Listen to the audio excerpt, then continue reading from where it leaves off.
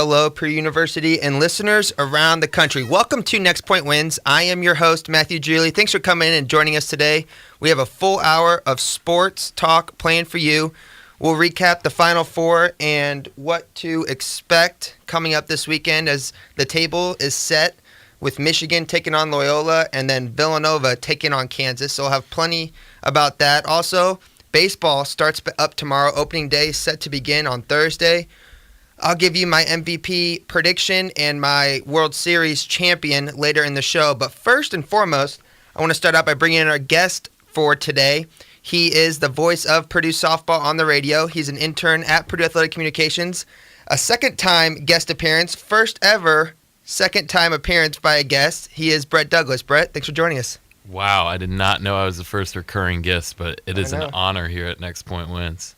Yep. So, I mean, yeah, you're a trailblazer, setting the pace for everybody. And I want to begin by talking about Purdue in particular in this tournament because I know that's what our audience mostly wants to hear about. So let's just start right there, and let's start first off with the game against Texas Tech. Kind of hung around in the first half, never really got anything going, and then Carson Edwards tried to take over in the second half, but it was not enough, and he didn't get enough support around him. What do you think was the biggest downfall with this new team in this game? The toughest thing they faced was rebounding against Texas Tech, and then the turnovers just didn't help at all. In the first half, we saw Texas Tech kind of stifle that Purdue offense, but not right from the get-go. You know, we led 15-7, I think. Yep. And we had that 8-point lead, and it was looking nice. And then it was kind of dissipated, and the Texas Tech defense just came to fruition. And, you know, it's just a tough matchup when you're missing one of your starters, no matter who you play. You just kind of have to switch the offense, and really you have to switch the defense as well going forward. I did think Harms played decently defensively, but he was kind of frigid on the offensive end, and he was the freshman nerves kind of came out for the first time that I saw throughout this season, and unfortunately we weren't able to get stops toward the end, and they were able to get offensive rebounds and dunks, and that's what put us away. Yeah, looking at the box score, it's interesting the difference between the game against Butler, which was the first game we saw with this new look Purdue offense and defense without Isaac Haas, and then how it changed over to the Texas Tech game. You had Jaquil Taylor, he had an uptick in minutes. He went to 15 minutes, and then Grady Eifert went down to 3 minutes. Mostly, I would say, because of matchup, but also when you look at this game, you can't look at Jaquil and Matt Harms and say that they lost us this game. Yeah, Matt Harms had a couple where it bounced off his hand or one of them off his face that if Isaac's in there, he's catching, he's laying it in, which is tough. But you got to look at the other star players on this team, and they had an off night. I mean, Vince Edwards, 37 minutes, 12 points. He was hot in the first half, especially early on. Then he kind of trailed off. Dakota never could really get anything going. And then PJ had 10 points, so he was right around his average. But you look at Dakota and Vince, you couldn't have an off day. And, you know, I thought PJ had a great tournament overall. He had a star-studded game in the Butler game and was really the X factor in that game to get us into the Sweet 16. And then I thought he played well against Texas Tech defensively as well. You know, he had those 10 points, but he kind of was the lock man on defense. Yeah. Whereas Dakota was just non-existent, really, which is kind of sad to go out that way. Yeah. In such a great career that he had for the Midwestern Cowboy. But, you know, sometimes those games happen, and he did finish his career with a 3, even though it was kind of meaningless. But you got to tip the hat to those 4 seniors because they really restored the culture here at Purdue basketball. Yeah. And now, just talking about Isaac and what happened, you know, as fans of this team, if you don't know the full story, it's easy to let your emotions take over. And we saw that from the end of the game against CS Fullerton all the way up to the tip-off of the Texas Tech game. Fans around this program and even like fans from around the country. Hand up. I was right there. Exactly. You're just so emotionally charged. First, because you feel for the kid and what he went through, and then the glimmer of hope that he might be able to come back. And shout out to the engineers here on campus and everybody who chipped in to help make that brace. But people out there who are mad at Coach Painter for not playing him, I think, are seriously underestimating what this kid was going through and how much he was not going to be effective on the court. Exactly. And, I do want to apologize because I rushed to social media and I was like, oh, my goodness, we're done. It's like here. the end of the world. Yeah. The world is collapsing right. and everything's going to hell, basically. Yeah. And, you just feel for the kid because he really was not injury. I mean, this whole team was not injury prone the whole year, His 4 years, he never missed a game. Exactly. And you're knocking on wood, like saying that every single game. And then it kind of bites you when you can't really afford to lose someone that big, no pun intended. Yeah. But, I mean, Painter made the right decision not to play him. And, you go on Twitter and you see these people and they're like, we understand he does, have a broken elbow, but if this brace gets approved, who knows what happens? And,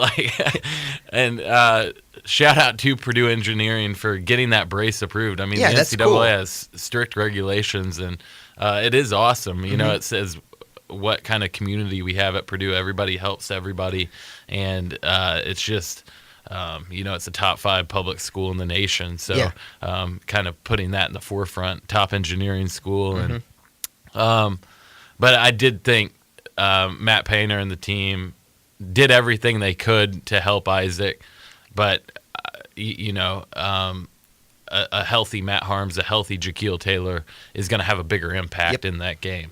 Plus, I mean, you got to look at his future is so important, and he's got to get healthy. He had successful surgery, which we're glad to hear. So now he's in the rehab process. But one wrong move or one fall on that elbow, and it could have been the end for his entire playing career. So, like I said last week on the show, the player is always going to want to play. It's the job of the coach to care enough about these players to know if he can or cannot go. And Painter was asked, was this a hard decision to make? And he was very blunt about it. He said there was no decision. Right. He did not practice. Yep. He was unable to shoot right-handed. You can't put a guy out there with one arm who can't even shoot the ball. Right. He had a broken elbow. Exactly. His elbow was shattered, no matter what kind of brace. Hand. Yeah. He could have had, unless that brace had magical powers to heal wounds, it was not gonna work. And well put. I mean, it's easy to point blame, and Coach Painter gets pointed blame a lot for a lot of things, and that's what happens when you're the head coach of a basketball team that has a very passionate fan base. But you have to take a step back and think about it, and then you can start to understand why it wasn't going to work. Exactly. And, Matt Painter played that perfectly, and I thought it was funny how the media just kept going to him hey, we realized what he said on Monday, but maybe Tuesday things will change. Maybe overnight it'll heal or something. Yeah. Not only that, but anything that we put out from Boiler Ball, any type of video or game or preparation, shoot-arounds, I would bet my life every time that the first comment would say, is Isaac Haas going to play? Listen, and this is until you are around the business, you don't understand, and I get it because I used to be the same way. You commenting that on social media, people, we are not going to answer you and you be the first one to know if Isaac Haas is going to play or not. First off, it's a complete competitive disadvantage to put out to social media 2 days before if he's going to play.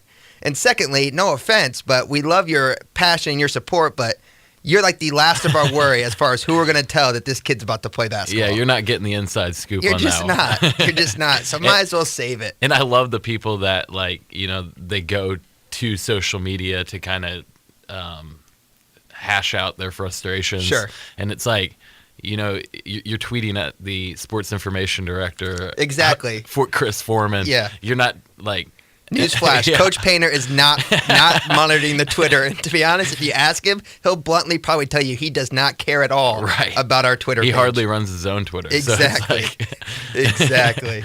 Well, I mean, it was a. How would you rate this year? I mean, take a step back. I know instantly we're what a disappointment. But when you think about it, we lost one game at home to Ohio State. We beat IU at IU. Second in the regular season, second in the tournament, Sweet 16 without your All-American and your Big Ten, I mean, one of your best players. How would you grade this year for Purdue? A solid B. Yeah. And, coming into the year, the hype around the team was great. Yeah. Football season had just concluded with a bowl win, so campus was hype, and then you had a top 10 team that wasn't top 10 ranked at the beginning of the year, but then they kind of proved themselves over time, and it was a roller coaster season. Mm-hmm. We started losing 2 in a row in the Bahamas, and then everybody jumped off the train, and it was like, oh, it's going to be a long year. And then it's like, breathe, people, breathe. Like, it's November. And so we caught stride, won 19 straight, and then had some good non-conference wins over Butler, Louisville. Lipscomb made the tournament. Yep. So even at Marquette, Marquette's a bubble team. Good win. Yeah. And we got those wins. Then we rattled off 19 straight. We were third in the country in the AP polls. So, and everybody was like, okay, we're going to San Antonio now. Yeah. And then you lose 3 straight, and in those 3 straight, you get beat at home tragically on a last-second putback by the Big Ten Player of the Year, Keita Bates-Diop. Yep.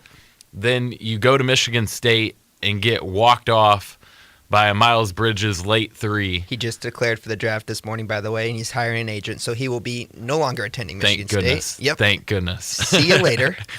Hell of a career for Keita Bates-Diop and Miles Bridges, but I'm glad we won't see you ever Adios. again. And then, like, the surprising loss of the season is Wisconsin. Yeah. We beat them handily at Mackey. Mm-hmm. It was a cakewalk. And then you go into Madison, and they make it a defensive, and then every possession matters offensively game. And they had our number that night. Mm-hmm. And we just kind of came out timid, and they caught us. And, then everybody hopped off the train Once again, yep. Then we were able to get back in the swing of things. We made the Big Ten tournament final. Yep. And unfortunately, it's so hard to beat a team 3 times, and then It's a Final Four team, and we Yeah. beat them twice. I don't know how much weight that holds with the guys. Yeah. But we did beat a Final Four team twice, which is impressive. And then in the tournament, you make the Sweet 16 without one of your primary scorers and just a complete talent. Like you said, he is an All-American. Mm-hmm. And to make that and then to compete in that Sweet 16 game and really be in it towards the end is an impressive feat. So that's why I would grade the Boilers season at a B. Mm-hmm. And there's a lot to look forward to thanks to the seniors for rebuilding the culture. I know the guys talk about that a lot. But these freshmen are really going to rally around what those 4 brought to the table. Yeah, and I mean, if you look at the beginning of the year, I think we came in ranked like 23 or 22, and then we lose to Western Kentucky, and you lose to Tennessee, and I think it's a fair judgment to say at the time, okay, maybe this is going to be like a B-, C+ type season. So then you start over exceeding your expectations by winning 19 straight, and then you kind of get this glimmer of false hope. And I'll be honest with you, I think with Isaac Haas, we probably beat Texas Tech. And with Isaac Haas, Villanova would have been a prize fight. And I think that would have, even with Isaac, been a very tough game to win because I think Villanova is the best team left in this tournament. No, it's great. Yeah. We'll get to that. Yeah, exactly. 1 through 8, Villanova's tough. So then you have to think to yourself, okay, if we would have skated by Texas Tech without Isaac Haas, it could have been very ugly in that Elite Eight game. Now you make it to the Elite Eight, and as any athlete, you just want a chance. You want a shot at it. So we would have gotten our shot, and I get how that's important, but to keep it in perspective, that would have been a very, very tall task without Isaac Haas. You did not tell a lie right there. Yeah, exactly.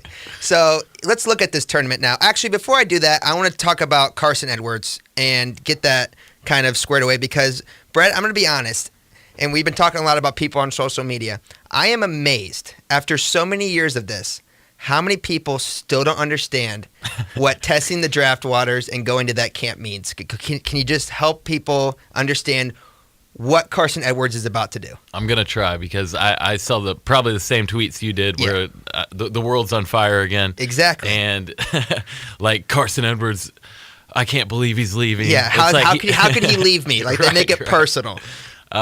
So Carson is not leaving. He is testing the waters, like you eloquently put.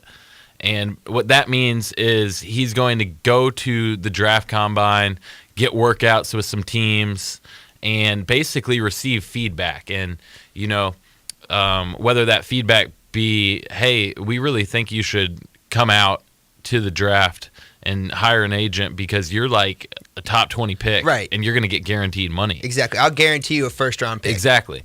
Or, on the contrary, it's going to be like, hey, you really need to work on A, B, C, and D. Exactly. Yeah. And so by testing those draft waters, you get great feedback that you wouldn't get by just staying wherever you live. Right. And it's only beneficial. Mm-hmm. It's a beneficial thing to do. We've seen guys like A.J. Hammonds. We've seen Biggie. Yep. We've seen Vince and Isaac. They've all done this. I think Vince and Isaac did it twice. I think they've been there the last 2 years and got feedback. You might be right, yeah.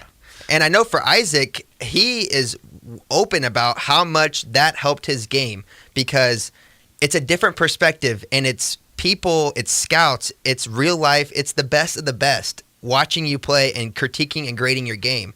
Now, it takes a good player to take that information and to go back in school and get better at it. Right. And I mean, if you look at Carson, probably passing, probably work on his decision making a little bit.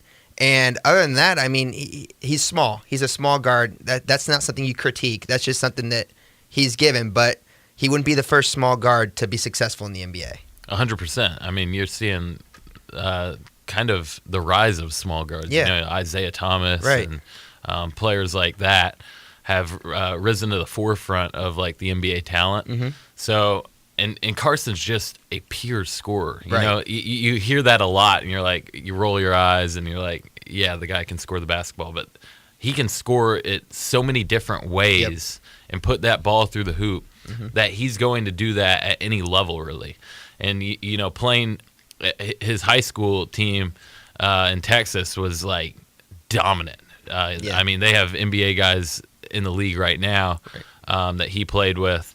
And you see those guys like reaching out to him on Twitter, like, "Happy birthday, bro! We'll see you soon." Yeah. They know. So I mean, he reminds me a lot of, and the last guy I can really think of to create his own shot like Carson can was E'Twaun Moore. And you look at E'Twaun and what he's doing in the NBA right now, and he's not having a stellar career, but he's been he's moved around a little bit, but he's not living paycheck to paycheck. E'Twaun's getting paid. Yeah, he's getting paid, and he's quality minutes, and he's helping out quality teams. So that's the last guy when I try to compare to a former Purdue player that I remember creates his own shot and is just a pure scorer, just like E'Twaun. I'd agree. Yeah.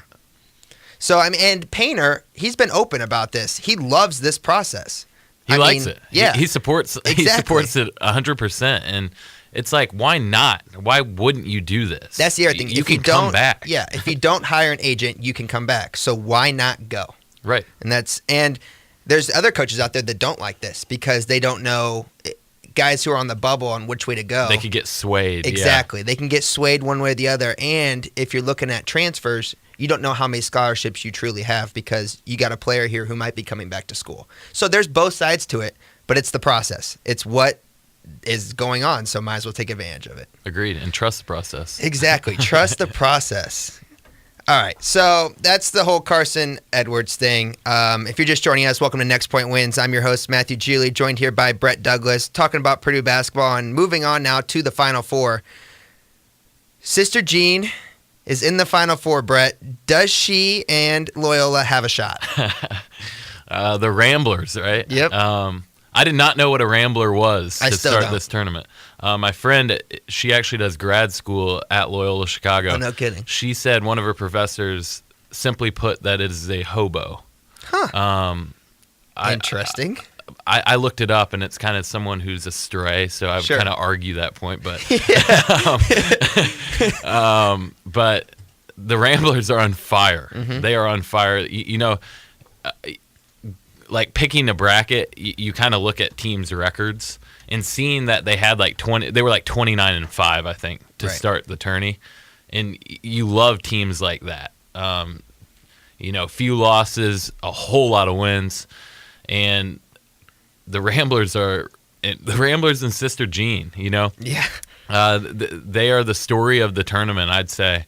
Other than UMBC upsetting UVA, but that was just so short term. I mean, it was exactly, yeah. And like this is pure. And I saw a tweet from a college basketball pundit, Mark Titus, and it was great. Like, it made me laugh, and it was so true. It was like, if you take Sister Jean away from Loyola, and you don't focus on that, they're kind of good at basketball. Right. Yeah. Like, they can play basketball. They got 4 guys who can shoot it at will. Like, Sister Jean's the story, but these guys are great. They play such great basketball defensively, and that kind of springboards their offense. Yeah. And it's kind of what Matt Painter teaches, defense through or offense through defense. Right. And they play like Virginia, where they limit your possessions, and then they are efficient so well offensively that they are able to get the best shot, and then they're able to pull away. They're able to go in these little spurts, and that's enough. Yeah. And they're only scoring like 68 to 75 points a game in that range, but it's enough. And why can't they go? Right. But I did hear Sister Jean is giving up losing for Lent. But I just want to make the point that national championship game is on April 2nd, right? And Lent's over on April 1st on Easter. So, man, can they get over the hump of Michigan? Sister Jean's going to have to give up losing for a long time. A little more time there. I don't know. I guess, is it crazy to think that Sister Jean is helpful to this team in ways that other 11 seeds or high seeds have been who haven't made it this far? Because let's just take the example of Purdue basketball. When we play teams like Lipscomb and Georgia State and teams early on in the year, you look through the press room, and the way I can always judge it is by the press room pizza. How much of the pizza is gone? When I walk in there, is it like no one's touched it, or is it completely gone? And then you go later in the year and you play your Ohio States, your Michigans at home. If you're not in the press room within 5 minutes of that pizza getting delivered, you're not getting a slice. Let's go. So what I'm trying to say is, bigger the game, the more people that show up. So it's so easy to tell, looking through the press room, there's nobody here. Or, holy crap, there's Andy Katz, there's Seth Davis, the big names come out for the big games, as you would expect. Big names cover big games. Sister Jean has, I can only imagine the type of media that's around Loyola for these practices and games. I'm sure it's numbers that these kids have never seen before. But she takes some of that attention, actually a lot of that attention, away from this team. She's like the spokesperson almost. Exactly. Tell me right now, listeners out there, say it out loud or in your head. If you're with somebody and you're both listening, how many players on Loyola can you name? I guarantee you it's less than 2. What is the name of their coach? I guarantee you 50% of you have no idea what the name of their coach is. In their defense, he does have a difficult name. Yeah. But my point is if you ask your mom or your aunt or somebody, or your uncle or anybody who Sister Jean is, I guarantee you they probably have at least heard who she is. So I guess, do you think that that's played a role in them having the success? Does Sister Jean, should she be credited for their Final Four berth? I mean, that take is, it's scorching fuego. hot. Yeah, Fuego. I know. Put another log on the fire. Yeah. I do like your thought process that she is taking away some of the hype away from the players. It's kind of like keeping them humble almost, right.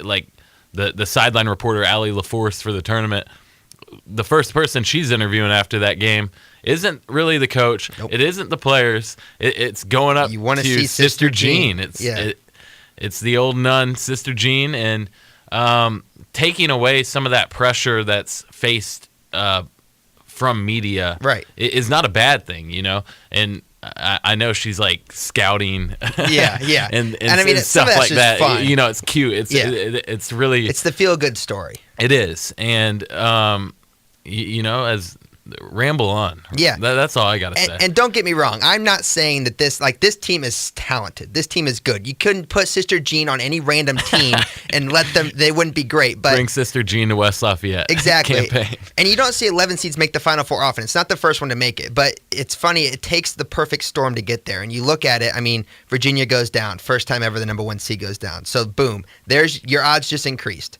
You get last possessions against Miami and Tennessee, and you make the shots. So you hung around in the game. It takes a good team to even hang with those teams. Yep. Now, is Miami that strong of a 6? No, a lot of them have projected around an 8 or 9. Was Tennessee a strong 3? Yeah, I thought they were a good team. But Loyola hung around in that game, and then that shot hit the front of the rim and bounced so up. I mean, it's just crazy how high that thing bounced up. The roll. It just rolled in. Shooter's roll. Yeah, I mean, he had the shooter's touch on it. So it took a perfect storm for those two. But then you see teams like this get into the Sweet 16 and then the Elite 8 games, and they start to kind of tense up. Well, you get Nevada, who somehow comes back from a crazy deficit to beat Cincinnati. Yep. So there's your Sweet 16 opponent. In looking at that game, I was like, okay, the Ramblers are done. Right. Because if you look at Nevada, it's like they're better at every single position on the floor. Right. But then going into the game, you know, if shots aren't falling, folks, Yeah. you're not going to win the game. No, and especially if you're not Nevada, who just chucks it from 3. They were just throwing it up, and it was crazy because the Martin twins were so much bigger than the Loyola guards. It was They had like no drive answer. the ball. Yeah, get it to the rim. Yeah, but they wouldn't do it. So Loyola gets the last shot in that game, beats them by 1. And then you're like, okay, it's the Elite 8. This is where the big boys come to play. You're facing Kansas State, and these guys were out there playing like they were playing some mid-December game, just smoked them. I mean, they proved it. Ran them out of the gym. They did. They didn't just beat them. They beat the crap out of them. Agreed. And now you're in the Final Four, and this is no doubt the best team they faced. And it's a feel-good story right now, but if they get blown out by Michigan, which is a very decent possibility, we're going to feel cheated a little bit because, I mean, it's the Final Four. You want really good games. There's a chance it's going to be ugly. And there's what a I chance think it's going to be close. Exactly. And then there's the chance that they beat them. And then you go to the finals. It's like, holy crap, there's a chance that the championship game could be ugly. I keep doubting them like every game So do they I. play. So do It's I. like, okay, they beat Miami. You know, I had that in my bracket. Yeah, It's an cool. 11/6. And then it's like, oh, but now they got Tennessee. Okay, the run's over. Yeah. Then they beat Tennessee, and it's like, okay, Nevada's going to get their number. Exactly. Boom. They beat The Nevada. magic has to end. Then it's like Bruce Weber, you know, good coach. He's going to out coach them defensively. beat a good Kentucky team, Yeah. and then boom, down again. Crazy. It's crazy. So who are your predictions in this upcoming weekend?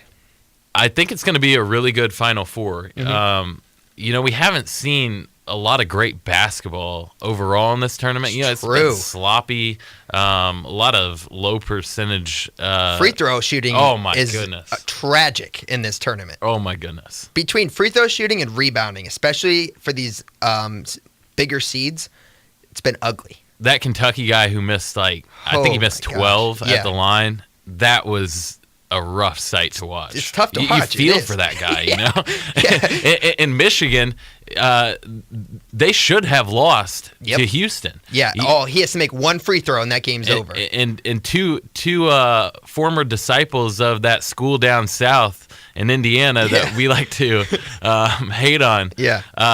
Kind of tragically lost that game for Houston. You know, Devin Davis goes to the line, the transfer from IU, and he misses 3 of the last 4 from the line. Crazy. And then Kelvin Sampson, the former IU coach who's not so loved down there, didn't put someone on the ball to on the throw-in, and Jordan Poole's able to hit a ridiculous shot. Probably one of the bigger shots in the tournament. Which sunk Houston. Mm-hmm. And luckily, I think Matt Painter was watching that game because in the Butler game, he threw harms on the Biggest throw-in. wingspan guy we got, which is smart. Right. Yeah. And so I do think that it is going to be a good Final Four, though, and it's going to live up to the hype of it's been up and down season of college basketball. We'll start with the Loyola Michigan game since we just got talking about those two teams. Yeah. I do like Michigan. Do you think it'll be close? I do. I actually under 10. I do. Okay. I think it's going to be like 6-7. Yeah. Based Maybe on some garbage fouls time at the free end. throws. Yeah. And I do want to get your opinion on this. So, like, Florida State's coach, Leonard Hamilton, didn't foul at the end of the game, and they were down 4 with like 8 seconds. Yep. As Matt Geely, the head coach, put your head coach hat on. Sure. Would you have fouled? Well, let's just for that Florida State coach. Do you remember what his name is? Leonard Hamilton. Yeah. All right. So Leonard Hamilton decided, and if anybody who missed it, there was 7 seconds left. It was around 6 or 7. And Duncan Robinson had the ball. He's Michigan's top free throw shooter. He is, but as a whole, this is not a very good Michigan free throw shooting team. It's Agreed. actually been one of their. They struggled. Yeah. So he decides not to foul. And then the reporter after the game asked him about it, and he was very disrespectful to that reporter, talking about how that's not how they lost the game. Put my coaching hat on, would I foul? Well, the answer is simple. And now, an unsportsmanlike conduct.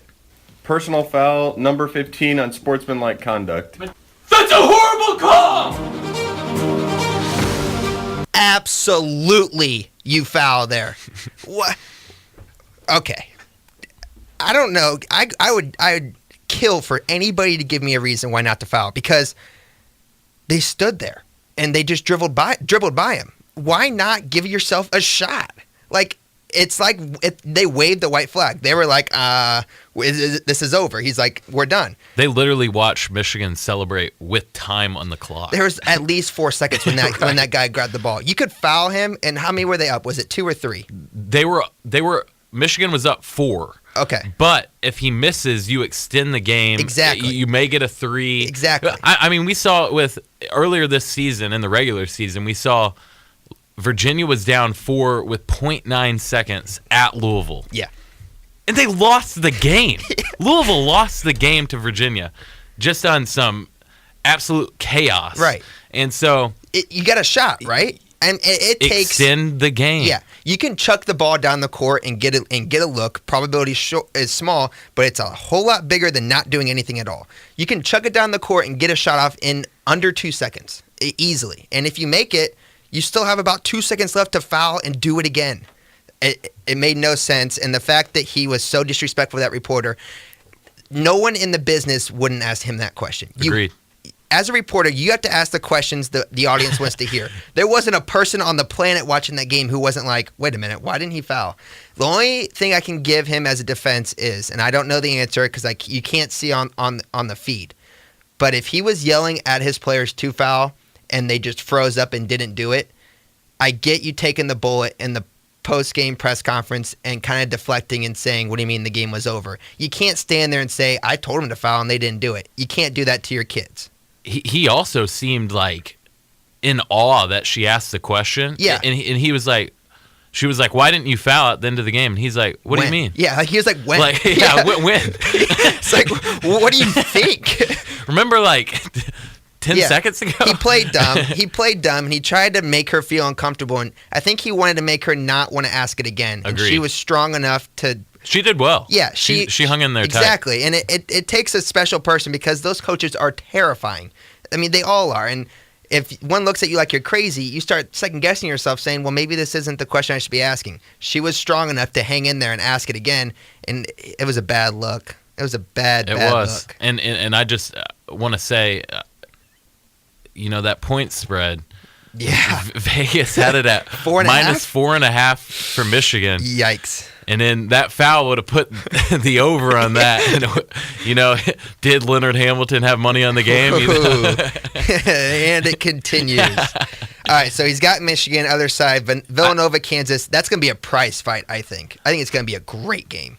My goodness. I literally think that 63s might be taken in that game, and the game might end 95-92. That's an interesting point you make there real quick. The whole 3, that's another part of this tournament.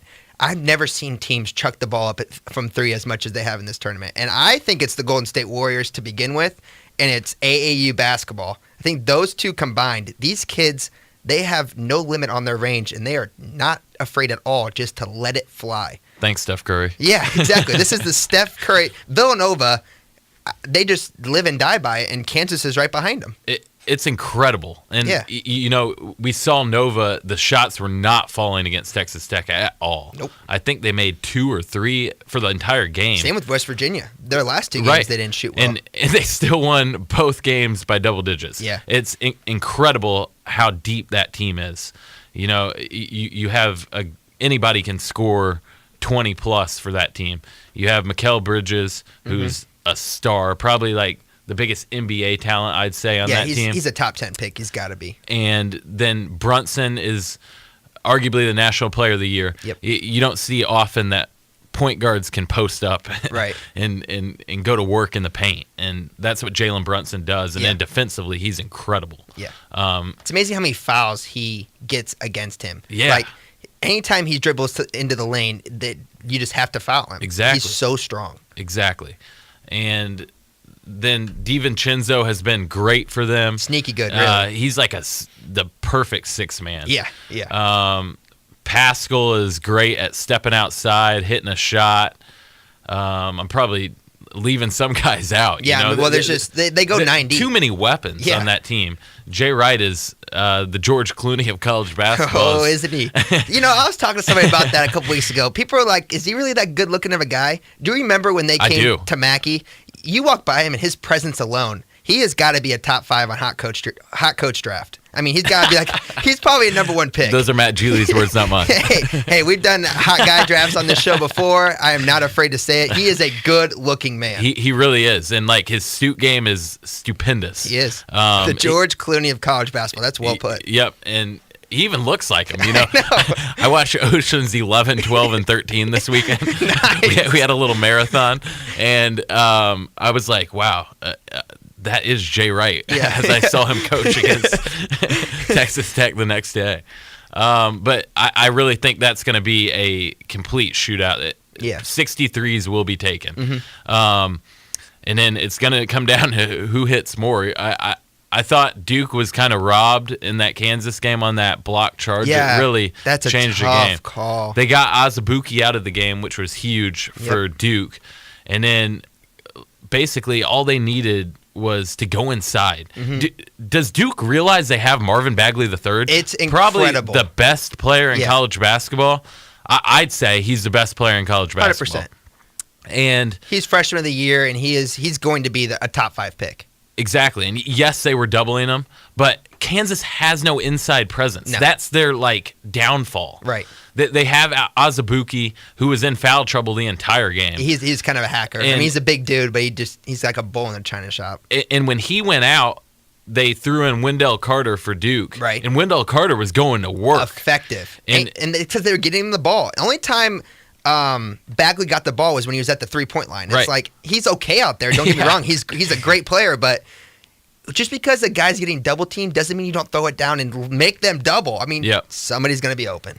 And it's just crazy to me that Duke kind of they really went with the whole one and done deal after they won the tournament in 2010. It was like, wow, this might work. We had Jaquil Okafor? Yeah. Okay. Jaleel. I was like, wait, it doesn't sound right, but it's close. Yeah, Jaleel. Jaleel Okafor, one and done guy. It's great. We won a national title. Yep. But then since that, Duke's kind of been out of the tournament before the Final Four. Yep.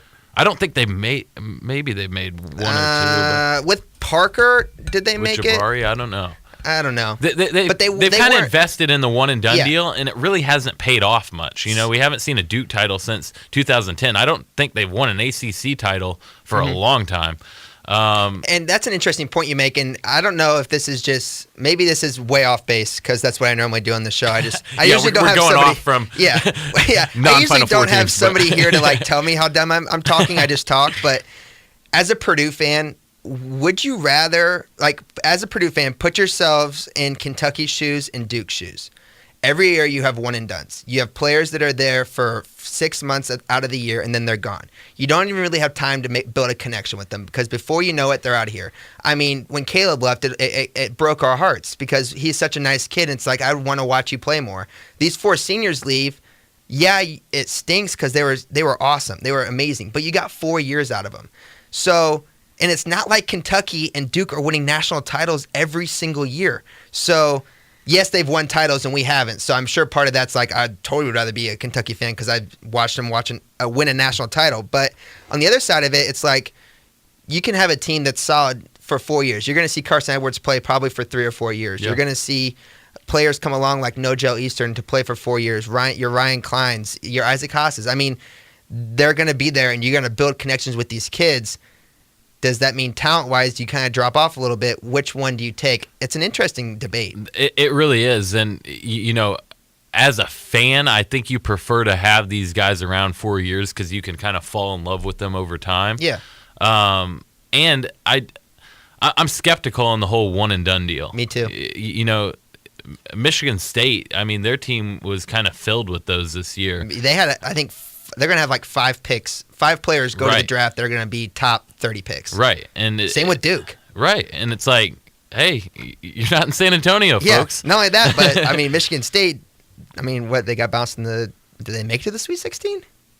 Yeah, they lost to Cuse. Yeah. They made it to the Sweet 16. So you made just as far as we did. Right. I mean, it's tough. I mean, we're going to have, I firmly believe that Vince, Dakota, and Isaac will be drafted. PJ, I'm not sure about. He's going to try, of course, but Right. he might be a guy who goes overseas and plays for a while, which is, I mean, that's better than I can say for myself. So, I mean, it's awesome for PJ, and I hope he Getting gets a paid shot. to play basketball at any level is not a bad thing. Not a bad thing at all. And except for that, unless that level is the NCAA, and then it's like, we should probably check into that. Yeah, let me walk that one back. I do not support paying collegiate players. Which you could tell around this university. But I mean, you look at all these guys that Kentucky has put in the NBA, and it's amazing they haven't won more titles because you're right. Are we sure that this one and done thing transfers into winning? It takes 3 months out of the season for these freshmen to get used to each other and be good. And then you get into the tournament, and it takes one bit of adversity. It takes one Kansas State team who plays defense, and it takes a Kansas team that's equal as you, and these freshmen just crumble. That Kentucky team really had no chemistry the entire season. It was AAU basketball. Right, and it's like then you look at Purdue or you look at Virginia. Well, that's a bad example, but no, but you're right. It's a team game. You look at Nova, Yeah. and it's just like these guys have played together for 3-4 years, and they have built chemistry. They rely on each other, Yeah. And they support each other, no matter if shots are falling or if everything's going down. Right. And so. Back to the Final Four. Yeah, who you got? I got Nova. Okay. I got Nova and Michigan in the championship game. I think Nova is just going to. I like their post game a little bit better than Kansas's. Yeah. And even though I think Kansas is a phenomenal team, that was really overlooked this season. You know, it was like, is this the year Kansas is not going to win the Big 12? Yeah. And Texas Tech had, I think, like a 2.5 game lead. Still couldn't do it. And lost 4 straight due to Evans's foot injury. Right. And Kansas was able to rally the troops, take home Graham's so good. 14th consecutive title. And that's a team that's kind of senior driven. You know, you got Svi Mikhailuk, and Svi was just knocking everything down in that Duke game. He's probably the X factor coming up. He is. Yeah. And then Newman is a beast. He is. He scored all 13 points in overtime for Kansas, and he's been dominant. Yep. Then you have Devontae Graham, who's just a star. You know, he's another one of those players. Purdue fans know him well and they know LeGerald Vick well because lit him up. They lit us up last year in the Sweet 16 in Kansas City. But hey, I just want to make this point.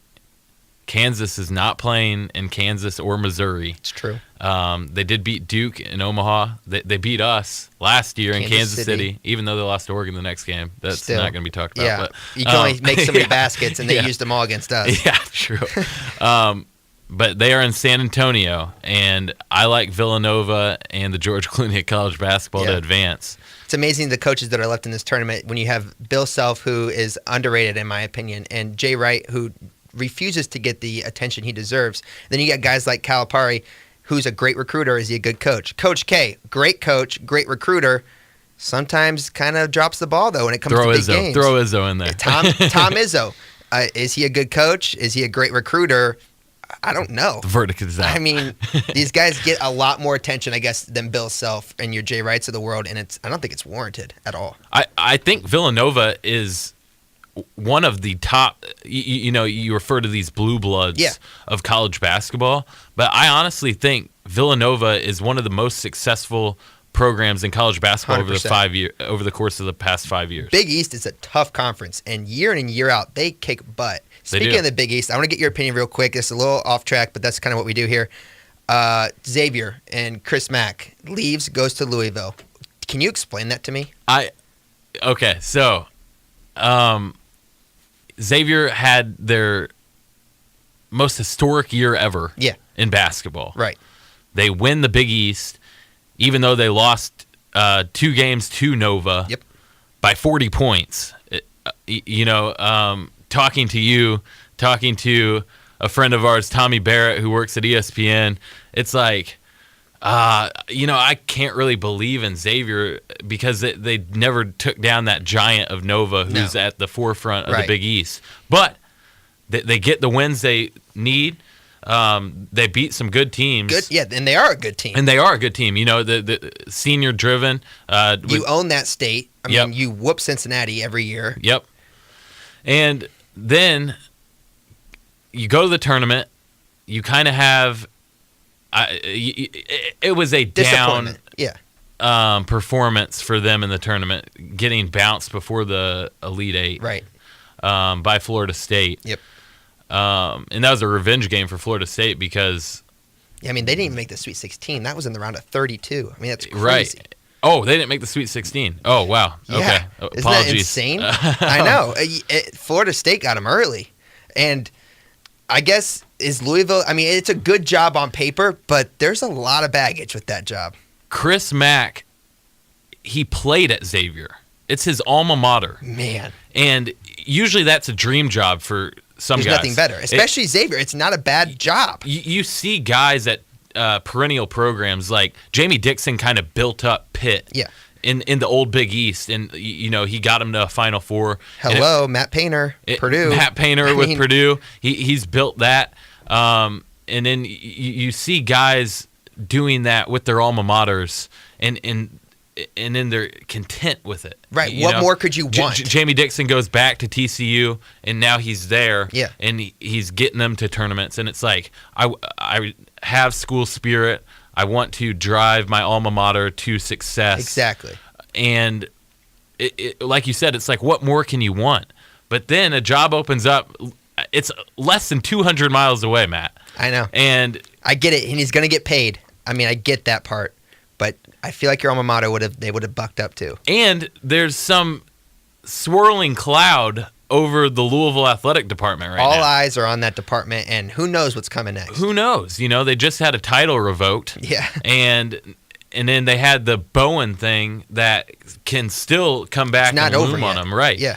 The whole Patino drama, it just seems like you built a culture at Xavier. Like he moved them from he helped move them from, they were in the A10. Right. He made them good enough to where that jump was feasible. And then they pushed into the Big East, and then they've had success in the Big East. They win it for the first time. They've been co-champions for 3 years now. Yeah. And a top 5 team gets them to a number 1 seed, and then it's like, hey, Xavier, thanks for all the memories. Yeah, I know. I'm going to root for you when you play. That's gotta hurt. Yeah. It's gotta hurt. I'm going to root for you when you play Cincinnati, but I am headed I mean, a little down south. Probably you can still see me as I wave goodbye. I'm sure the word traitor is being thrown around on that campus a little bit right now. That's a tough one to I could see understand. it. I could see it. But then it's like He did a lot for you.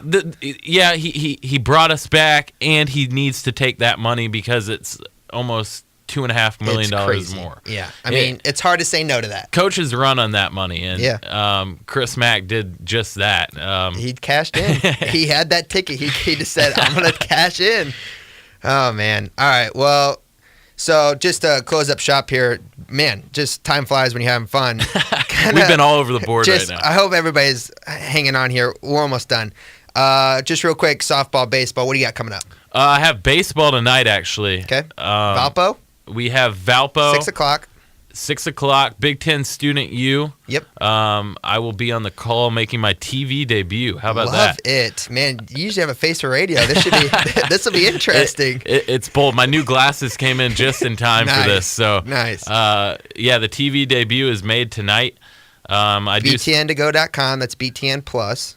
Yep. And then Purdue softball is off to a good start in the Big Ten. They went, nice win, opening win. They had a nice win against Illinois. Kind of got things going. Unfortunately, they dropped the series 1-2 against the Illini. One was in extra innings, though, right? I mean, One was in extra innings, and they had to play a doubleheader due to weather, so fatigue kind of set in. Sure.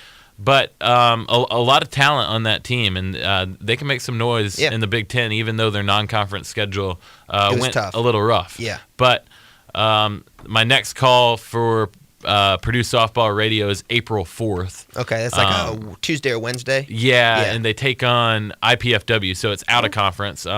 So they play the conference game. It's kind of like It's weird. It's like basketball. It's like with basketball, how Yeah. they move some early conference games in. And I know they take on Notre Dame tonight on the road, so root for that Purdue softball team, and then check me out on Purdue baseball and Big Ten Student U on BTN Plus. Yeah, it's tonight, 6 p.m. It's a home game. If students on campus want to make it out, it's $2 night, so it's $2 hot dogs, burgers, and beer. And then if you can't, if you're on PAL Wi-Fi on campus, you get BTN to go for free. So definitely tune in. Should be fun. And Matt, I just want to thank you for having me. And Nova is going to win the national championship. All right, mark it down here. Jay Wright, the George Clooney. Sharpie, George Clooney. Villanova wins it all. All right, well, didn't get to a lot of other stuff we want to cover, but hey, there's always next week. So we will be back here on Wednesday. We will recap the national title game and the Final Four. Also, we'll go into some baseball. Enjoy opening day tomorrow. Hopefully your team gets off to that great start. And don't forget, just because you might drop the first series doesn't mean it's over. And everybody on Twitter, relax about Carson Edwards. He is A-OK. He's going to go get some help in the draft, and he'll be back. This has been Next Point Wins.